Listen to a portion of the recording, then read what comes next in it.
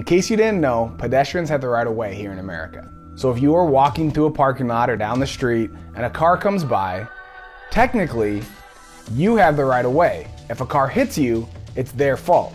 The problem is, you're dead. So although legally, you had the right to be there, and the car didn't, you're the one that suffers the consequences. Now, they might go to jail, they might suffer some consequences as well, but you're dead. Or you're at least injured, or you're the one in the hospital, you're the one that's got medical bills. And Jocelyn and I talk about this all the time because yes, the pedestrian has the right of way. Legally, they have the right of way. But at some point, you have to be responsible for your own life. So whether the car is doing something illegal or not, you're the one that's got to deal with the problem and the consequences. This right of way discussion reminds me of Christians who get defensive. And I'm gonna say right now that this might upset some people and it might make some people mad, but oh well.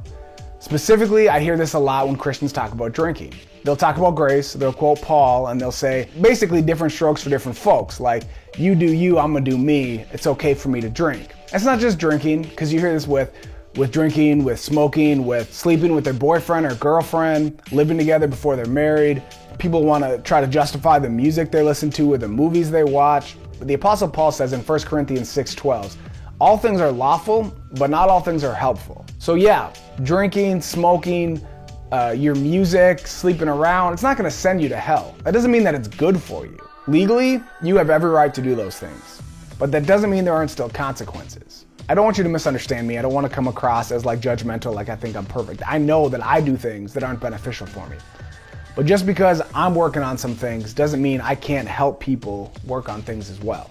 I'm just saying that we as Christians can hold ourselves to a higher standard. We can do better. Just because we can do something doesn't mean we should do something. All of us, myself included, in the body of Christ need to hold ourselves to a higher standard. Not because God's gonna send us to hell or send judgment upon us if we don't do these things, but because God's calling us to a higher living. He's calling us, He has so much more for us, and we're continually held back by the bondage of these things that, yeah, legally may be okay, but they're not beneficial, they're not helpful, they have negative consequences on our lives, and we're sitting here justifying our right to sin. So maybe we need to ask a different question.